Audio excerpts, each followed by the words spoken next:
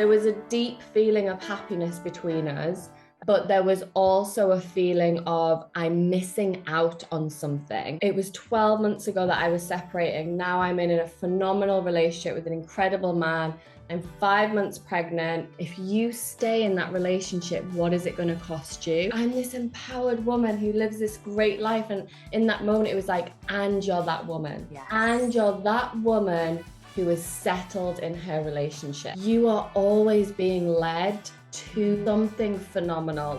Well, that's a big question. Hey Alice, lovely Hello. to be here with you today. Oh, I'm so excited for today, Sam. Honestly, I think this is such an important topic for women and also men, if men are listening, about conscious uncoupling. It's huge. There's a lot of it happening right now, or a lot of people wanting to make it happen. Absolutely. So tell us, Alice, a little bit about how long ago was it that you went through that breakup? Yes, I actually wrote the dates down this morning because I knew you would ask this question. So I was with my ex-partner for 6 years, almost 7 years, but we knew each other for about 10 years. And we worked together. So we saw each other every single day for 10 years. And we separated, I think it was the end of July 2021. But we lived together for about 3 months after the separation, which we chose to live together 3 months.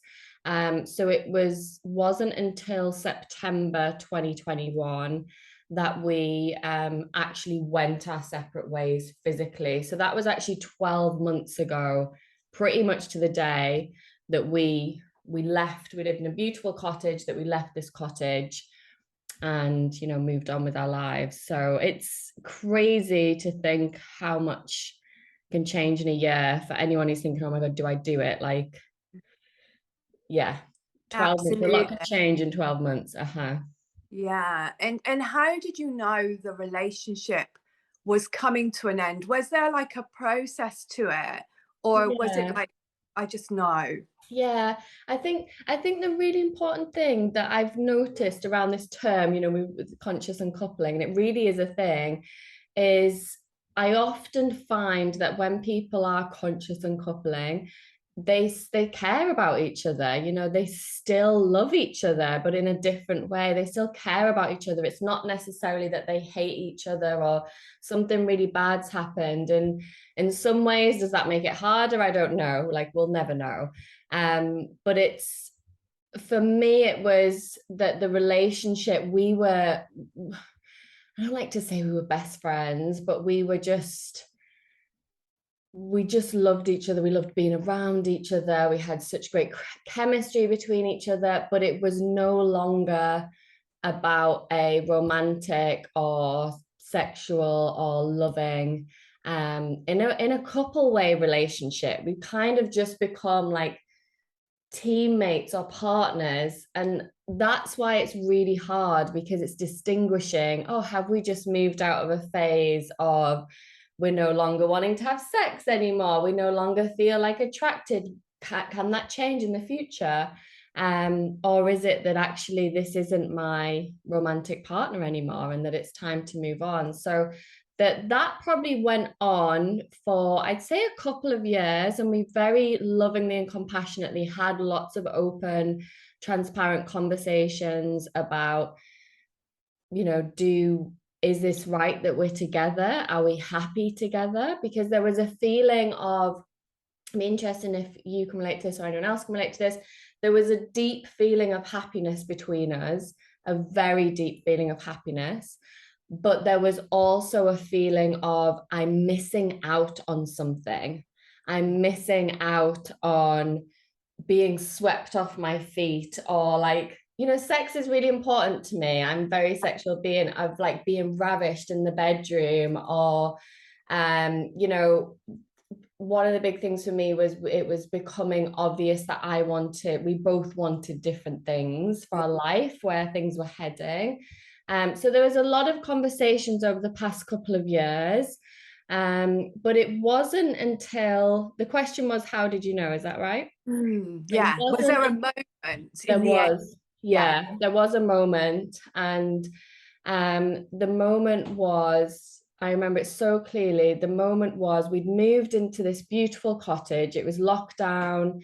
We lived in an amazing cottage that every night you just got this uninterrupted view of the sunset every single night. And it was around like summertime, and it was just every night would be like golden orange skies, pink skies. And I would go out every single night and I would watch the sunset. I would literally just dance. Like I would be like, I can't believe this is my life. Like this is so incredible. And I remember going up to my partner at the time's office, and I said to her, "Oh my God, like this, the sunset looks amazing. Like, come and watch the sunset. It looks so great. Wow, I can't believe we live in this beautiful world and this beautiful cottage. Like, let's go watch the sunset. I'll make us a cup of tea," or whatever I'd said. And I remember she turned to me, she was on her laptop, and she just turned to me and said, "Alice, I can't come right now. I'm working." And I remember my heart sank because it wasn't the first time that I'd heard that. I had heard that line so many times. I can't do this right now. I'm just working. And I just remember thinking, I can't hear that line one more time. I can't watch the sunset by myself another time. I can't do this by myself anymore. I'm not happy. I don't want to do this. And it was such a simple yet huge realization of, at the time, that partner, she's never going to want to watch the sunset with me. If I continue in this relationship, I'm never going to share what I love, which is nature, sunsets. Like it lights my soul up. I'm always going to be alone in that. I'm never going to have someone who, you see on the movies. And yes, I'm a romantic, and I have that now. So for anyone listening thinking you're romantic, I have that right now. They both have a cup of tea and they like look at each other and think, wow, isn't this beautiful? And you just appreciate that together. I'd never had that in that relationship. And this isn't about criticizing anyone. This is about we had different values. It was becoming more and more obvious. So it was a feeling of that line, I can't come right now. Physically cannot hear that one more time. I can't, do you know what it was? I can't be that woman. I am that woman. In that moment, I was that woman who was settling so much, compromising. How am I that woman? That's what it was. It was like I'd always thought, like, I run my own business, I travel a lot, I do what I love for a living. Like I'm this empowered woman who lives this great life. And in that moment, it was like, and you're that woman. Yes. And you're that woman who is settled in her relationship. You're and I think that woman. Mm-hmm. I think that's so important to hit home, because that was really for me as well. Yeah. I split up with my partner just over 2 months ago. Yeah. And there was a moment when I realized that we were both compromising to stay in connection in the relationship. Yeah. Yeah. Yeah. And it was like that wake up call of like, we're compromising too much now of each other. Yeah. Really, really hear you. So what did consciously uncoupling look like for you? Yeah. So we were already having these conversations, and I think that's really healthy. And I think that helps because you're already letting each other know you're not happy. So it's not, you're not blindsiding someone, is that the term? Blindsiding? What's the term? So yeah, what it looked like for us was, it was actually that night. I remember I then went and watched the sunset and I cried. I just cried in the garden, like thinking, I just can't do this anymore. And I remember thinking, like, literally praying, thinking like, am I actually going to do this? And I remember thinking, it's taken out my hands. Like I can't be that woman. Now that you see it, when you see it, you're then choosing to be that woman or whatever. So I went up that night and it was so late, because I remember thinking, once I've said this, I've said it. Like once I've done this, I've done this. And it was very mutual. It's important for me to say that because it really was very mutual. And I actually think maybe like a month before, my partner, my ex-partner, I think she tried to have a conversation with me. And I don't think I was ready to hear it yet. I knew it was coming, but I wasn't ready. So it really was mutual. So I remember I went up to the bedroom that night and I sat on the bed and I just started crying and I just said, like, we have to do this, don't we? Like I said, I think a month before she tried to, say, come on, Alice, like we have to do this now.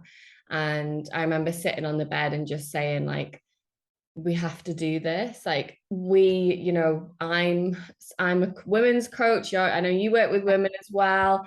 I teach and train and coach women to live their truth, which is probably one of the hardest things about being a coach, is you have to live up to that standard. Like if you're going to coach women on being empowered and following their truth and be honoring their soul and their path. And I remember feeling like one of my biggest values is integrity.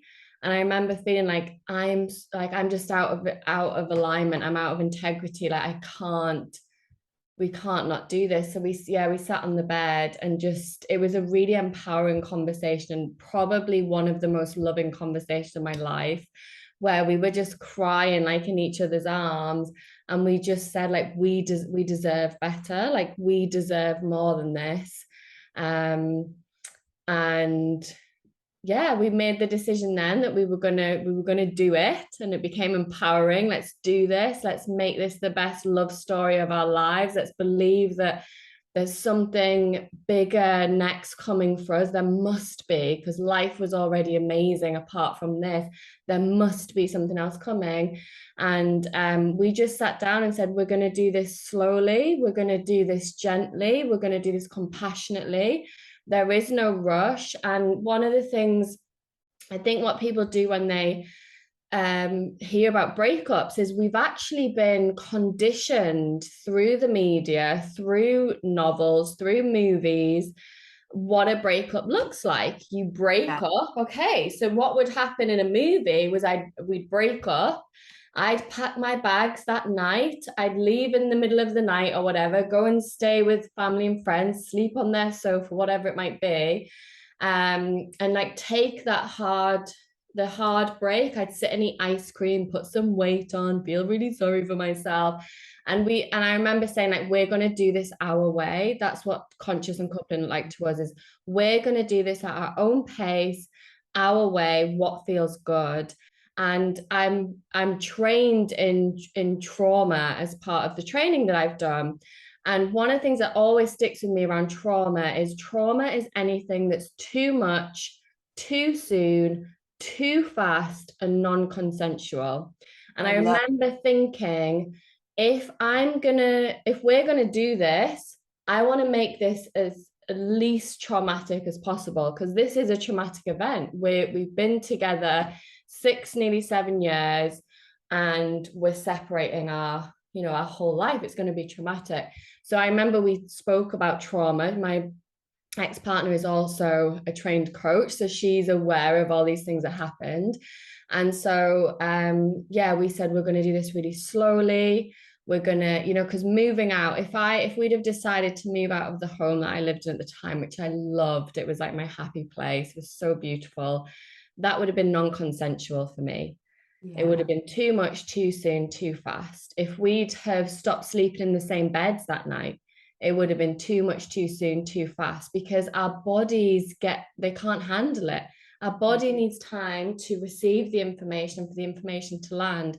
And it was traumatic, our separation, in many ways, but in many ways it really wasn't, because we had the tools and the knowledge to support ourselves. Don't get me wrong, there were so many painful nights, but I think it would have been a lot more painful if we'd have just. But then for some people, we can go more into the details of what it really is like. But for some people, they need that clean.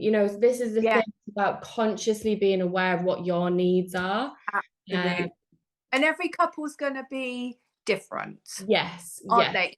Sounds like you both had the tools to be able to do it the way that you both needed to do it. Yeah, exactly.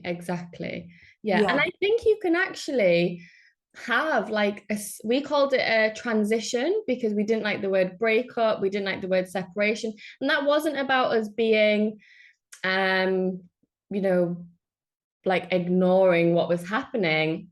It was acknowledging like this is a transition, we're going through a transition, we're not, isn't, we're Absolutely. not falling apart, we're not breaking, we're Yeah, transitioning. I And I love think one that. thing that people can do is like have a vision board. What is your vision for your separation? What is your ideal way to separate in an ideal world? And really map it out, write it down. Well, ideally we would, we chose, for example, to live in the cottage together for 3 months because we loved it there. We wanted to enjoy the summer there. I had some events I was running, so I thought I want to stay there whilst I've got the events on, because that's going to become traumatic because I'm trying to run events and move house.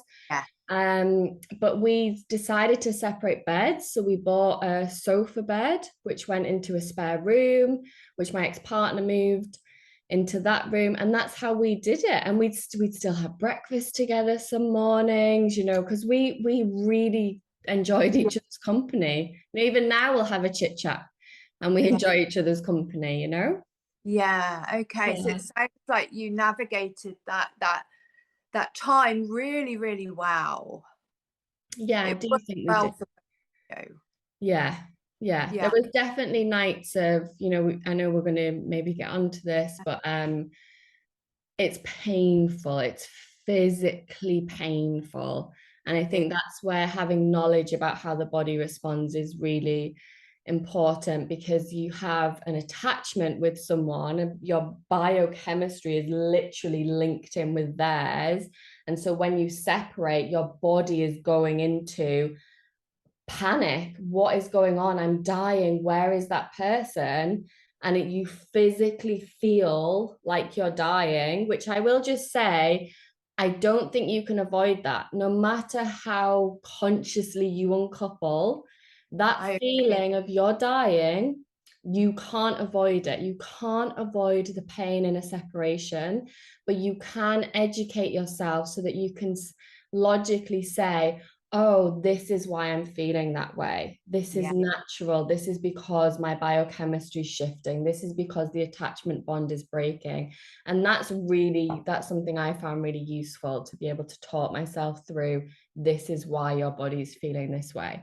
Yes, I love that. And something that I found really helpful was when that energy came up in my body, Mm, rather than following it from my mind and letting it take me into a black hole, yes. allowed the energy to move through my body in Yeah. whatever way it needed Yeah. to. So I remember one day I was like, what am I going to do with these big emotions? Yes. Pain in my body that I knew was a bodily reaction to Yeah. not being with him anymore. And literally I was just drawn to get on all fours. Mm-hmm. I just howled. I howled Yes. energy out of my body. Yeah. And it was really a song that I was listening to triggered these emotions and pain to come up in my body. And Mm-hmm.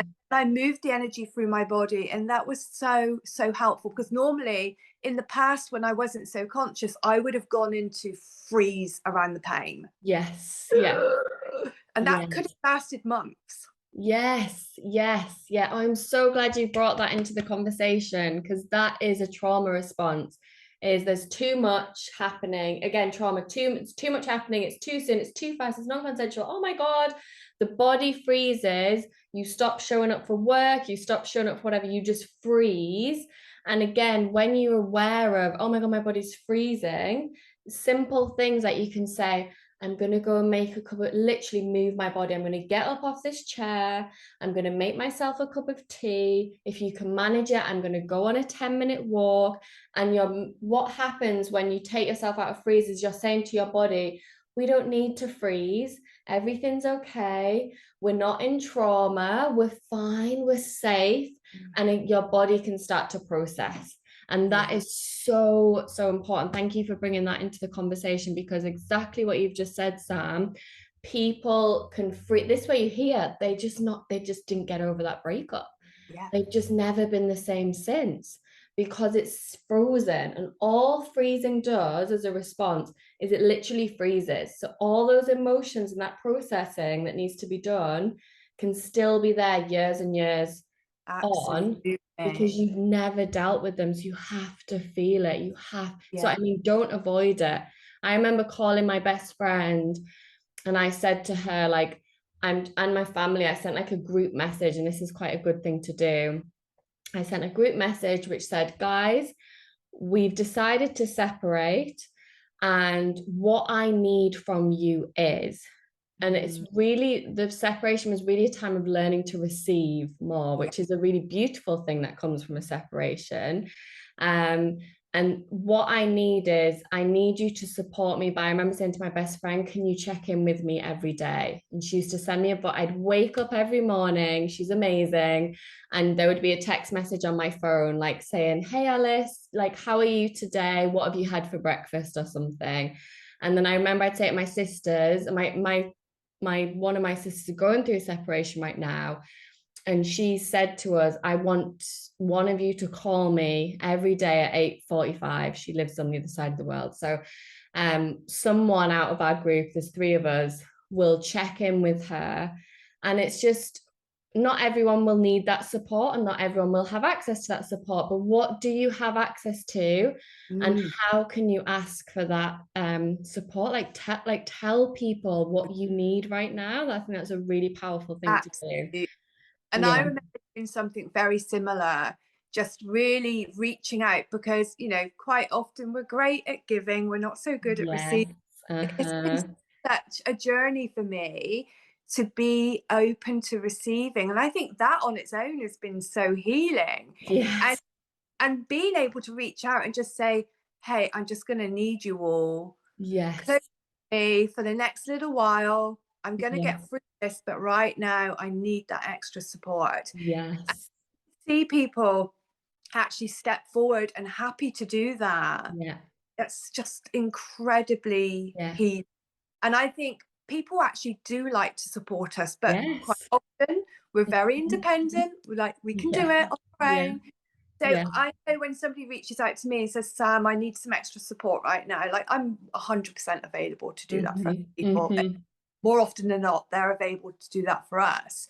So did you ever think about in those really painful times, Alice, and maybe after you'd moved out of the cottage, did you ever think about going back because it was too painful?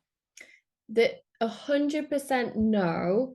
But there's a couple of reasons for this. And one of the reasons was, I think we'd explored the idea for a couple of years. So we really, when it came to like, we're doing this, we were really doing it.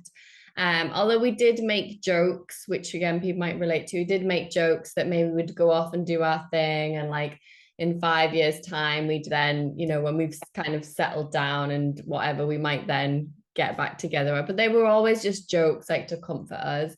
There's a couple of things here. So one was that we'd really explored it, we'd really exhausted the idea of staying together. But the other one that I remember feeling so grateful for was my financial situation. So financially, I am very financially independent. I'm very fortunate to have, built a business that, very much supports me. But I remember thinking like, I'm so grateful for this money, because if I didn't have it, that would have impacted my decision. Like, I would have been thinking, how can I afford to pay rent by myself? How can I afford to pay for the car or food or whatever other expenses that we all have? How I remember thinking like, fuck, I'm so grateful for money. I know there's a lot of people online who like, let me teach you how to make X amount of money and become financially free. And it was funny because I started teaching a lot around money at that time, and my whole viewpoint changed. Like, it was no longer like, yay, let me show you how to make like 10K or Yeah, a business that supports you. It was like, this is really important as women, that we know how to make our own money, because it gives us choices. I absolutely. had the choice to leave my relationship because of money. I had the choice to move into the house that I wanted to move into, that catered to the needs that I had, because I had money. So whatever people say about money, money gives you choices. I paid for coaches. I invested a lot of money in coaches, a lot of massage. And this is another thing with freeze.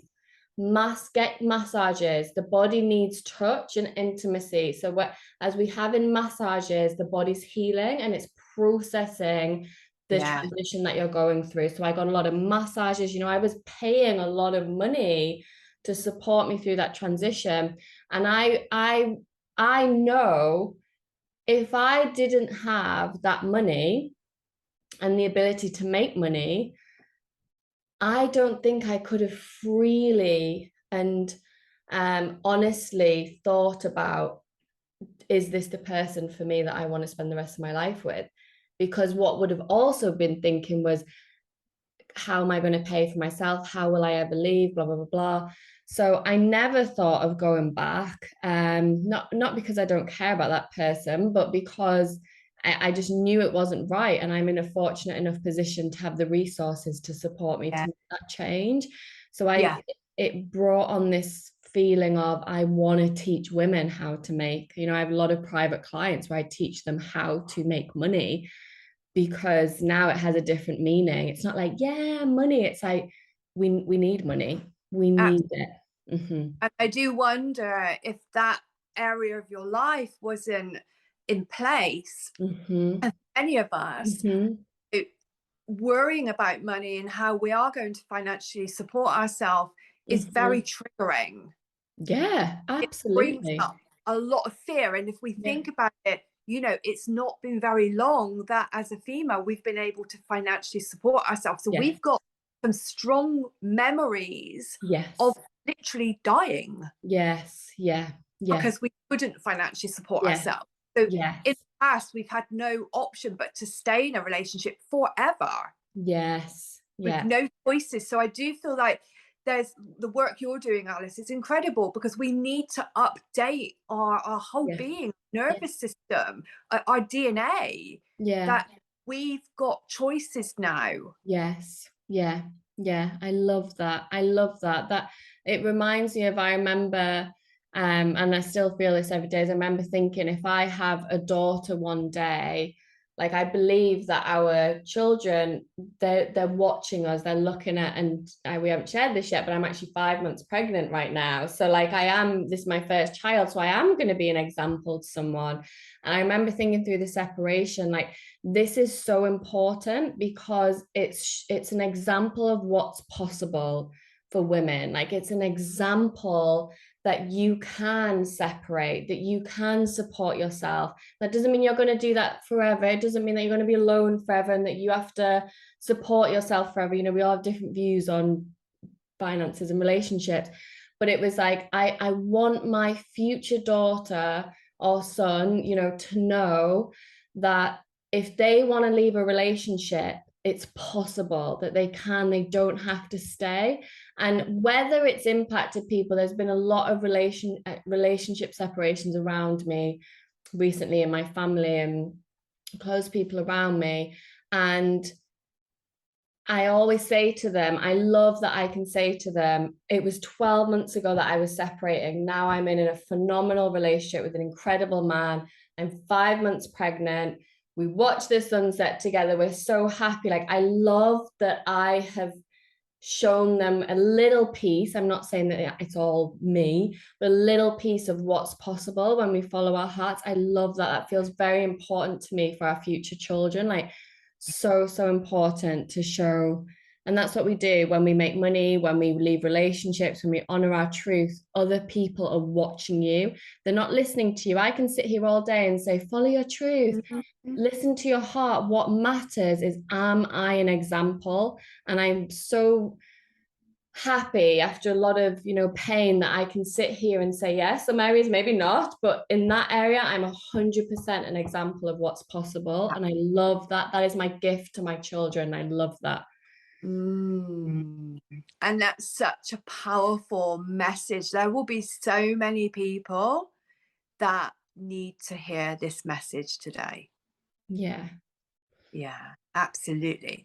So can you tell us a little bit about how you coped in those initial few months when you moved out of the cottage and you moved into your new property? Yes, yeah. Like, how did you navigate that that period of time for you? How did you cope with still getting up for work and doing the things that you knew were good for you to support you through that time? Yeah, yeah.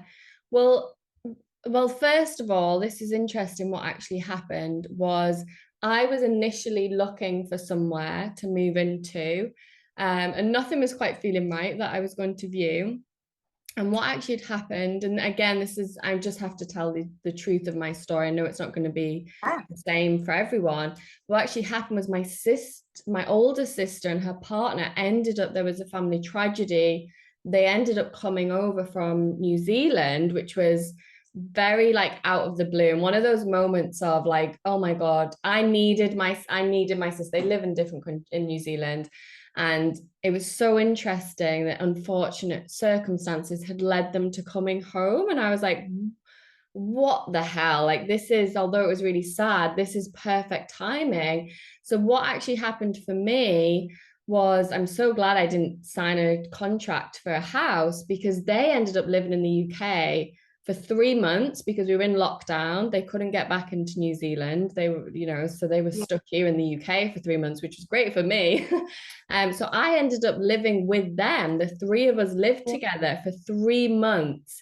And it was amazing because it's what I needed. We'd cook dinner together every night. I hadn't lived with my sister since I was 18. I'm now 31. So it was a really special time of being together. And whilst I know that's not going to be everyone's story, what it made me realize was those first initial months is you need to be around people. Yeah. You need to know that you're not alone. So whilst I got to live with them, which was a real blessing for me, I also remember a lot of like reaching out to my friends, and I'd say to my friends, can I come over and join you guys for dinner tonight? Or I'm going to be up that way. Like, can I sleep over? I slept over at my friends' houses a lot. I'd invite myself to their family dinners a lot. They'd invite me. I remember my best friend invited me on their family holiday. So I went on the holiday with her kids. Like, so I think being around people is really important. And even if you don't feel like it, consciously having a couple of things booked in the week that you can look forward to is really going to be supportive. And booking things in your diary, like booking work in your diary, like having 9 a.m. clients, having that Yeah. 9 a.m. Love appointment. that. Yeah, that gets you out of bed. Yeah. Make sure it's on video. So you get dressed and you put your makeup on and you have a shower so that you have to be, Yeah. I'm saying this because I work from home. So for me, the video was always like, Alice, you've got to get showered, you've got to put your makeup on, you've got to get dressed. Because it's easy when you work from home to just like hide behind the phone or whatever. So video, that's a trick for anyone, but also just booking in appointments that get you up and get you out. Structure is really important. So I started going to like a weekly bar class, where I'd go to the gym and do this bar class, or I would find a coffee shop because I'd moved. I actually lived in York. So I had to get to know York, and I had to get to know, the coffee shops and the gym there. And it's really important that you build that infrastructure quite quickly. Like you get to know that's where I go for coffee, that's where I go to the gym, and just set yourself little goals. Like every day I'm going to go for a walk. I had a little checklist actually: walk, shower, because when you're in it, you don't want to get in the shower. You don't want to get out of bed. You Right. literally want to stay in bed. You're like, what have I got to get up for this morning? I don't want to face the day. So like have a checklist, like shower, breakfast. I would go to the shop every day to buy like food. I'd make a really nourishing meal. Having structure in your life is so, so important. But I think what's even more important is like being around people. And this is something that I did was I would remember my life isn't my relationship. So I had a Mm. thriving business. I have amazing friends. I have a love for wild. I love wild swimming. So like I would remember, Alice, your life isn't falling apart. Like this one area feels very painful. but you can still go swimming in the sea every day. You can still go and see your friends a couple of times a week. Your business is, I remember putting on an event that I'd never put on before. I put like an evening cacao event on. It's something I'd really wanted to do. So I was like, I'm gonna let all of that thrive, and I'm gonna let not distract myself from my emotions, but remind myself your life's fucking amazing, Alice. Like Yeah, there's still so much going on, and it's so I'd write a list of everything that you've got going for yourself, because you have so much going for yourself. It's just so easy to forget, isn't it? absolutely. And I love that. And I do really believe, for me, I do like a hill walk every day. Oh, I And love that. that is like, I go to this beautiful town, it's the next town on from here. And every single day, just to do that hill walk, it obviously it's good for my body, but it moves energy as Yeah, well. You know, you yeah, walk in the shop or whatever you've done every day, like that moves energy. yes, So when we're just led in bed, curled up in the quilt, like we're yeah, just not moving through us, we're just getting yeah, stuck. yeah, I yeah, love that. yeah. And I Movement. think you're so right. Like structure and routine Yes. is so important for me. My business and getting up every day has been, it's been a lifeline, Yeah, yeah, yeah. complete lifeline. And like you, I would, I've been saying yes to different opportunities and Mhm. different invitations, and also asking to be invited as well. You know, there's Yes. better at receiving. Yeah. Exactly. I remember like that, and still now really like dancing every day. Like I remember you spoke about being on your hands and knees. I would dance on, I would get on my hands and knees probably every day, especially in the early days. Oh, um, can I just recommend a book at this point? For anyone? Love Yourself Like Your Life Depends on It, by I can't remember. This book, this guy wrote this book as he was going through the separation. So I would like listen to this on audio, and he was like saying how I was feeling. Like it's such a powerful book, and I have an online membership, and I recommended it, and everyone, it's been one of the like most popular books. Like everyone just fucking loves it. So love yourself like your life depends on it. I've just recommended this to someone I know going through a separation.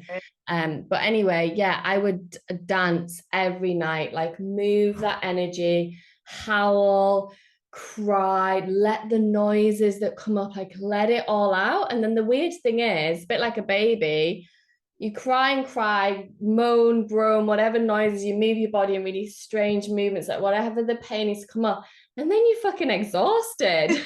You can't, no, you can't cry anymore, you can't moan anymore, you can't move anymore. You're just like, like now you just want like a hot chocolate and get into bed and have a lovely night's sleep, for Yeah, example. So like feel absolutely. it all, release Mm, it from your body. Yeah, I think I that's really love important. that. I love that. And were you able to stay in contact? Because quite often we hear you've got to go no contact. And I do Yeah. believe every couple is completely different. So were you able to stay in contact, and were you able to remain friends? Yeah, so we'd kind of decided that we were making our own rules up. We decided that from day one. We stayed in contact, we check in with each other. It wasn't all the time, and that's because I think when you separate, you get to a point where you realize this isn't my person anymore. I need to build a new support network, a new number one. Like my best friend, she became my number one, and like she's honestly, I was just like, oh my god, you're amazing. She just became like Oh, everything, really, like so important to me. So you start to realize that it when you're crying, or I remember one time like something happened, like the car, I got a nail in the tire or something, and usually my first call would be to my ex-partner. yeah. And they're the moments actually where you realize, fuck, or you don't realize because it's not true. You're not alone. This was a big lesson from my separation, was you're not alone, but you feel alone. Was I'd think, oh my God, I'm so alone. Like, who do I call in this moment? I don't know what to do with. I know it sounds a bit pathetic, but I don't know what to do with this car, because she would always deal with that kind of stuff.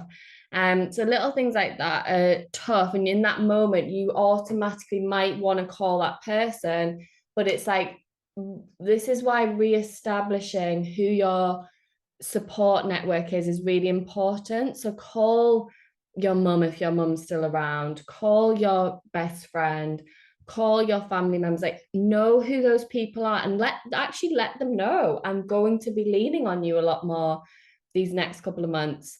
So yeah, sorry, back to your question. We did stay in contact. But and sometimes we'd have phone calls where we would be on the phone for hours, really catching each other up. How are you doing? Blah, blah, blah. But it kind of just eventually just fizzled out, to the point. I mean, now I think we had a phone call maybe a couple of days ago.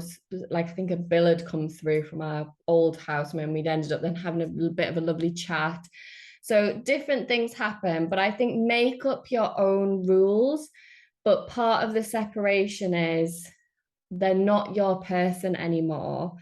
And the longer that you keep them your person, the harder it is going to be. My ex-partner actually got into a relationship probably only like a couple of months after our separation.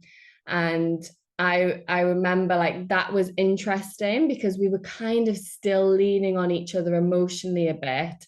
And then when she'd gotten into a new relationship, it was like, she's got another person now, or I don't want to share that part of me with them because they're now sharing with someone else. So that was a kind of a wake up call of, no, it's really important that you do establish your new support system, because you think it's never going to happen, but there will come a time where one of you is in a new relationship, and that does feel different. Yeah. Or it did for me. Mm-hmm. And a couple of things there. One of the things that I found really hard were those moments where I remember running a 2-day event in Glastonbury. And on the way home, that would be when I would phone up my partner. Yes. Oh my God, I had the most incredible Mm-hmm. time. And Yes. like, oh, like just in that moment, like what Yes. do I do with that? But actually, I was just going crazy in the car, just like Yes. so happy. It kind of came in that I didn't Mm-hmm. have him anymore, but then it was like, no, I'm still going to celebrate this anyway. Yes. And Yes. it's just like those habits that we get into. Like my partner always used to call me in the morning at a certain time, and Yes. I bumped into him a couple of months after we split up, and he said that was one of the hardest things to move through, was Mm-hmm. not phoning me up, like Mm-hmm. that routine. So yeah, and Yeah. I just wanted to ask you, Alice, like, it's always inevitable that one of you will meet somebody before the other person meets somebody. Yes. Yeah. Yeah. Did anything come up around like, oh, I'm on my own? Like, how was that for you? I feel like part of me feels like I should make up a different answer for this, but I was so deeply happy for my ex-partner. Like, I know everyone's in their own situation, but I can, like, you said we were quite a public couple, a lot of people knew us as a couple. Even now, I love that woman. Like, she is a phenomenal, incredible person. And to know that she had met someone, like, genuinely makes me so happy. Like, even now, like, I'm whether that's cheesy or people are going to be sat here thinking, yeah, whatever. We actually met on a walk because we had two dogs together, and she took the dogs because, she's a little bit more responsible than me. So she took the dogs, and we went on this dog walk, and she said, I've got something to tell you. And I knew as soon as she'd said that she was going to say, I've met someone. And she just said, yeah, I've met this person. She's lovely, blah, blah, blah. And we just both celebrated. We both were like, and it was so genuine, and it was so lovely to actually feel that, and I think the thing is I didn't want that anymore. Yes. Like, again, you Yeah. don't want to be with that Yeah. person. You don't, and when you really love someone, all you want is for them to be happy. So one thing I really feel that's been amazing is I really feel that we have unconditional love between us. And I don't think I've ever felt that in a relationship so much. Like, I want her to win. I want to clap for her, like, so much. It's just crazy. So that was how I initially found out. I do remember one night, and this wasn't necessarily against her being with someone, but I do remember one night I was having a really hard time. And I was actually single for a year after our separation, and like from the July. Yeah. So, and that was a conscious choice. I had a lot of healing to do with masculine energy, abandonment, and I knew that I wanted to meet. I always said, I want to meet someone in my up level. I didn't want to meet someone in my grief, in my pain, in my sadness. Very conscious. I wanted to do all the healing work and then meet someone at this like next level, amazing version of myself that I'd envisioned, which hopefully I have got to. So where was I going with that? Oh, yes, I was having a really hard time. I was living alone, and it can be tough living by Yeah. yourself at first. It's tough. You can feel alone, especially like if you hear a noise in the night. This is very real for especially women when we're living alone. Hear a noise in the night, or you feel a little bit lonely, or whatever it may be.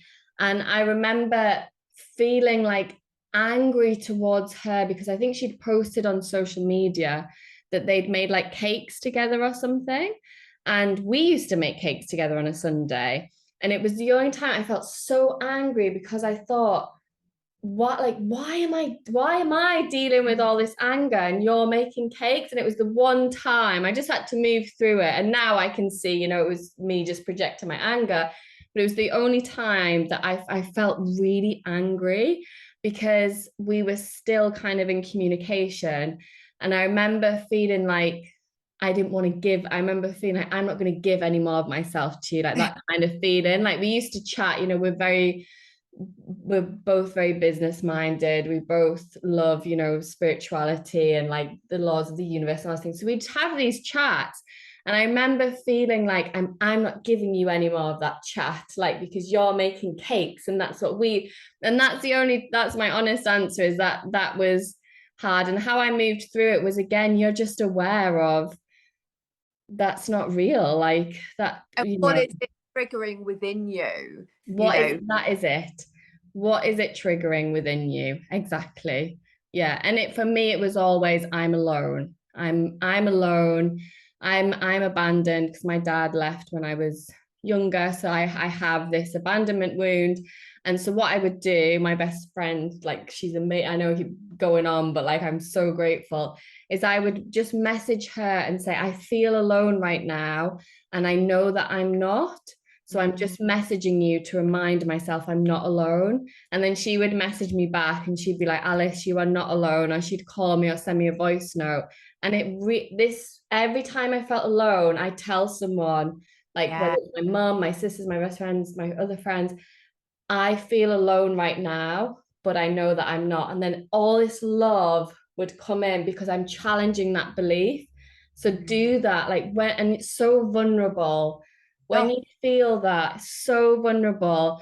But what's something we haven't spoke about in this conversation is right from the beginning of this separation, I knew that something amazing was on its way. There was just this underlying solid feeling within me of like, holy fuck, Alice, if you go and do those what we call spiritual assignments, if you heal your wound with the masculine, if you heal your abandonment wound, for me, actually living alone, like being like, fuck, I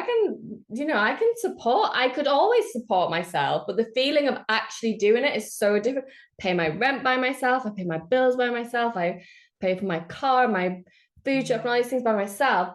There was something really healing in that. So I was like, if I can just do this, I knew that like the person I was going to meet next or the way life was going to be, I just knew it was going to be next level. And that always carried me through. There must be a reason why I am going through this. And obviously it has all worked out to be very magical and wonderful, but it has taken, it's taken a long time. But anyway, my point is, when you feel alone, reach out, challenge yourself. You're going to feel vulnerable. Challenge yourself, Yeah. because if you can do that, you can break a cycle within you that's kept you lonely, sad, maybe depressed, lacking, whatever it might be, and lacking in finances, whatever, friendships, lacking in anything. Break the fucking cycle. Yeah. What you are going through is the biggest gift of your life. It's an initiation as a woman. You are being initiated into womanhood. That's what I felt like. You are no longer a girl. You are no longer a maiden. You are now being initiated into a woman unto her own. And that is fucking fire. That is the gift of the separation, is who you become in the process, or who you realize you've always been. That is such a gift. It's a game. It's a game. It's a journey. It's an initiation. It's just amazing. Like, oh, it's And the I best think thing. that you spoke about there is like this knowing that there was a reason for Mhm. you through this, Yeah. deep trust, and at the same time a surrendering Yeah. into the unknown. And that is definitely, I think, when you become more conscious and you do have that spiritual kind of understanding and Mhm. trust, um we always are being led towards the highest version of who we are in the highest version of our life. That's a deep belief, and I think Mhm. that's so helpful when you're in those moments of maybe despair and pain, is actually there's such opportunity here for growth and expansion. Like, I don't think there's probably more instant Mhm. in your life than when you're splitting up with somebody you spent Mhm. your life with, that maybe you really still care about or love. And the expansion that is available is huge, if only we can see that in those moments as well. Yes. Yeah. Yeah. Yeah. And we can see them. This is the thing. We can. So when the darkness comes, feel it, but also let that other side of you that's witnessing your experience see this is all for your highest growth. So, like, milk the shit out of it. Mm. Milk the shit out of the darkness. It is literally transforming you in that moment. Like I said to my sister recently, and she won't mind that I'm sharing this. I said, like, it's a fucking honor to know the darkness when you're witnessing it. It's very scary for people who know the darkness when they don't know that, this is part of Yeah. the journey, or they're witnessing it. This is where we have very scary things happen because they're sucked in their loss. When you're witnessing Mm. yourself going through the darkness, that, am I going to get in trouble for this? It's a privilege to know who you are in the darkness, to meet those parts of yourself that are resilient and strong and that can make the noises that come out of your body, is a fucking privilege, because it Mm. takes a lot of courage. It takes a lot of strength. A lot of people aren't willing to see the darkness because guess what? They'd rather stay in the relationship or hear that line that I couldn't bear to hear anymore, which is, I'm busy working, I can't watch the sunset. Yeah. That is the moment where we move into the threshold of the darkness, and then you know all of yourself. I'm Mm. always going to get to know more of myself, but I really know myself because I know myself in the grief and the sadness and the pain. That's amazing. To live your life only in the light. You don't know yourself. You don't know this world. You don't know the winter, the underworld, like the shadow. It's a Yeah. privilege, but witness it. Yes. Witness, wow, I'm feeling that pain. Oh my God, that's amazing. Let me feel a little bit more. What's behind that? It's a privilege. It's incredible. Yeah.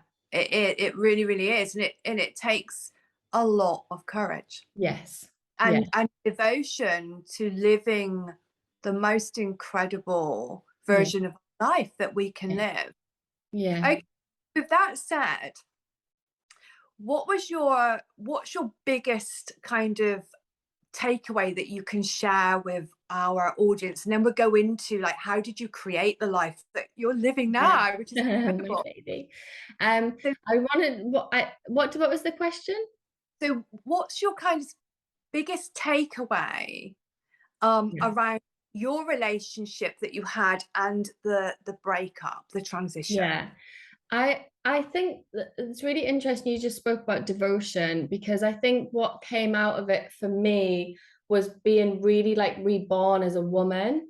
And one of the qualities of the feminine is devotion, to be in full devotion. And I think when you go through a separation, you really are coming into devotion. So I love that you brought that in. So my biggest takeaways that came out of it, such a good question. I think it's like, I'm going to guess that who's listening to this are people who, believe in the universe, whatever, but like, God really loves you. Like, oh my God, I resonate with the word God, universe, source, like whatever. God really fucking loves you. Like, you are so loved. It is like, you can see me smiling. It is unbelievable. Like, that is the biggest thing that has come out of it for me, is like, you're just so loved. And I know this might sound crazy, but because it's all moving you towards love, like, oh my God, like, again, I'm carrying my baby in my body, 5 months pregnant. And I was in a relationship with a woman before, I'm now in a relationship with a man. So really, if I had have stayed in that relationship, I really wouldn't be carrying this baby in my body. So it's like, you are always being led to love, to something phenomenal, to something far greater than you can even imagine. There is no, when you go into the darkness, all you will ever find is light. It's all you will ever find. You just keep going, and all you will find is light. You will never find anything but light in the darkness, as crazy as that sounds. So I think the biggest thing for me is like, you have to trust. You have to trust your heart, trust that God loves you, trust that the universe loves you. And you want this. Like, remember, you want this. Like, that's what I'd say to myself. I want this. I want to be that woman. I want to have that relationship. I want more. Like, and you're allowed to want more. So I know some people might expect, like, the biggest thing that came out for me is like how strong we are and how resilient we are, which we are. But really, the biggest lesson is like, nothing can go wrong. Nothing can ever go wrong in your life. And that's faith. That really is faith. Yeah. But nothing can go wrong. And I really don't have I'm sorry, my answer isn't better than that, but like, that is it. Like, Huge answer. Thank you. yeah. Yeah, it deeply, deeply resonates. Yeah. So, okay, so do you have any tips around how you were able to then start connecting in with creating and manifesting the life that you are now experiencing? So, Yeah. a new partner, an absolutely incredible relationship, beautiful baby on the way. How did that happen? Yeah. Well, that's a big question. Lots of things happened. I believe in energy, I believe in vibration, and I do believe that we have to become it before it arrives in our life, which I know can be a funny one to wrap our heads around. The first thing, so if I was like breaking this down, I really think we might end up doing like a whole other thing on this.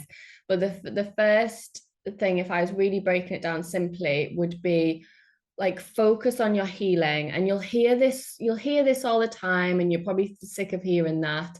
But seriously, like, focus on what is showing up for you in this moment. Like, you've got to clear your channel. Like, if you are being triggered by an abandonment wound, by feeling like you're not worthy, you're not lovable, whatever it might be, and you get in a relationship, then your relationship's going to be exactly the same. You're not up leveling, you're not receiving at a higher level. So deal with what's coming up. Like, be in devotion to your healing. to yourself, forget about meeting someone. This is not the time to be thinking about meeting someone. You don't want to. If you meet someone, and for some people it genuinely might happen and that's how it's meant to be, but for many of us it doesn't happen, that instantly. And you're robbing yourself of your healing and your evolution if you go and just fill your time. We hear this word rebound. You really are robbing yourself of really sacred time. So go and do your healing. That's really important. Hire people. I really hired a lot of people to support me during that time. And so do that. Then, okay, there's so many ways we can go with this conversation because there's so many things that can happen. But when you're starting to feel better, because you do get to a point where you start to feel better, it's then focusing on who do you want to be? Focus on how do you want your life to be? How do you want your health to be? How do you want your friendships to be? What kind of lifestyle do you want to be living? Don't be going out straight away dating or whatever. And again, this is just my view. Focus on living your life, focus on rebuilding your life. You're rebuilding your life for you because again, you want to meet a partner when you feel really established in your happy life. So it's really important to do what you want to do. Give yourself that time. So many things I want to say, but I'm just feeling but the next thing of how to really attract someone. So this is really funny story. I know I keep saying so many things, but there is so many elements to this. But the funny story is, so I was single for a year, if we count July, or just under a year, July to July, that's a year, isn't it? So I was single for a year, and what actually happened for me is I was moving into my new house that I was moving into, and this guy came round and he was delivering furniture, and he I thought he was flirting with me, whether he was or not. I remember I voice noted my best friend, and I was like, oh my God, this guy's just been dropping furniture and he was flirting with me. And I was receiving it because in the past I might have been oh my God, I'm so not there, or felt scared or shut down. But I was I could feel that I was kind of trying to let him know, well, I'm single. So if you want to pursue this, so I messaged my best friend and I was like, oh my God, this guy's been round dropping off his furniture, flirting with me. And I loved it. I was so ready for it. And then in that moment, I got a message from the angels, which said, go on an online dating site, because I was ready. I knew I was ready in that moment. Go on an online dating site. I went on, and in 24 hours, I got asked out on a date for that coming Friday. It was the eclipse, the Taurus eclipse. And that is the person's the father of my children. But it happened within hours, meeting this person. But it was everything up until that point that was a year of healing for me. And it didn't feel like a long slog. It didn't feel like a long wait. It didn't feel like this is really hard. I didn't struggle to meet someone at all. It just felt like I wanted to be in devotion to my healing. So I'm not sure. I feel like to really break it down, because there was a lot of things that I did when I was ready on the run up before I went on dates and meeting people. I would do things like, okay, I'm ready to meet someone. So I'd make 2 cups of tea in the morning, because I believe that energetically, I was saying I'm inviting another energy in. I remember sitting with some single girlfriends and they were saying how they really want to meet someone. And I was thinking, I'm going a bit off tangent, but I remember this was important. I remember thinking, but how are you guys going to meet someone? Because they weren't living in their own home. They didn't have privacy in their home. If they did want to, invite someone over and have a little bit of sexy time. I was watching them thinking, I can't see how that's going to work for you. You haven't got a setup in your life. They were moving around a lot where they would actually meet someone. And then I remember thinking, oh my God, I am them. They were mirroring. I was moving around. I didn't have a permanent home. I didn't have whatever privacy to be having sex if I wanted to, like all these kind of things. And I thought, if you're really ready to invite someone into your life, Alice, you need to go and get into a house where it's just you, have like, you know, a nice bedroom, whatever it might be. And I did all that stuff. And again, the person just came in. So again, it was an energetic, there's so many layers to this, but it was very easy and it was very much an energetic. I don't know how much I want to share, like on the tip of my tongue, do I share this? But yeah, maybe we'll share it and then we can talk more in detail. But it was even things that I do a lot of like yoni massage and yoni healing work. And when I would do yoni massage, some people are going to be like, oh, when they hear this, when I do yoni massage, I would actually imagine that I was being massaged by my new partner. And again, a lot of women maybe unconsciously have what they would call this as a fantasy, but it wasn't a fantasy for me. It was very much, yeah, it was intentional. And I was calling in a sexual partner, and life partner and father of my children. I knew the next person would be the father of my children through all these different things. Like everything was intentional. The way that I dressed, the way that I made the breakfast. I remember I had 2 breakfast bar stools. And I remember putting books on one of them and then pushing this breakfast bar into the corner. And I remember thinking, oh, there's only space for one person in this house. And I went out and intentionally bought another breakfast bar stool because I remember thinking, there is another person coming into this space and I need to let it be known energetically there will be a man in this house very soon. So I went and bought him a chair, like all these things. I went and bought him towels. Again, people will think it sounds crazy. I made sure I had like a bedside table for him. I made sure that I had, you know, I have 2 pillows. I made sure there was 2 pillows on both sides. I made sure the infrastructure energetically could welcome in the kind of man that I was trying to attract. And everything was very intentional. So it was a lot of things that I did. It might sound like, wow, that's a lot of effort, Alice, but it wasn't effort. It was very easy. And it just really intentional. Like you were very conscious about your choices. Yes. Do you think in that year of healing, do you think a year before that you would have called him in? Would you have been ready for him or not? I definitely wouldn't have been ready for him because I really have to be in my feminine energy with him. He's very much a provider and a protector. And up until that point, I was very much an independent woman. I'll get half the bill. It was actually, you know, I want them to see how much money I make and I'm successful. Whereas now my relationship is very much like he's the provider and he's giving. He takes care of me. He's giving. That's what I wanted. Not everyone wants that. I want to be in my feminine. He's in his masculine. He's very much giving. He's like penetrating on all levels my space every day. And I wasn't ready to receive that because I couldn't receive that level of love. Like even now, I'm like blown away at how much he wants to give to me. And I sometimes have to say, like, it's safe to receive this. So absolutely not. But I'm so interested. I think for our audience, that's a really empowering message there. Yes. Yeah. But I learned the separation taught me how to receive. So saying to my friends, I need you to call me every day. They're in their masculine, penetrating me. They're giving to me.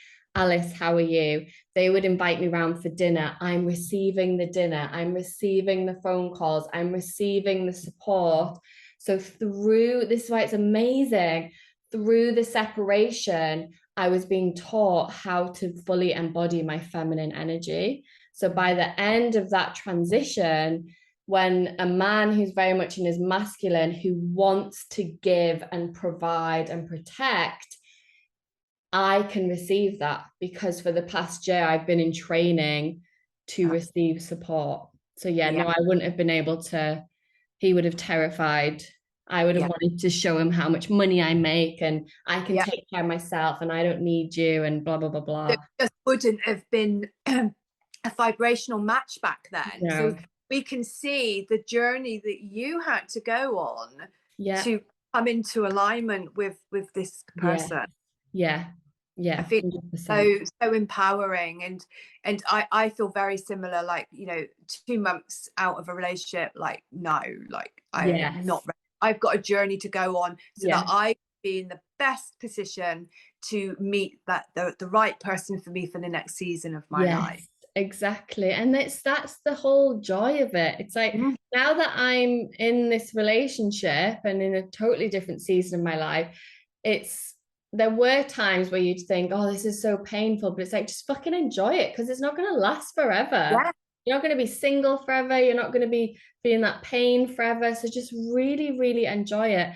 It's reminded me of like a tool which every day I would do my gratitudes every morning without fail. So like again, that's part of receiving, like receiving, oh, I'm grateful for my clients, I'm grateful for my business, I'm grateful for the apples that I've had with my breakfast this morning, I'm grateful for my friend who's just texted me.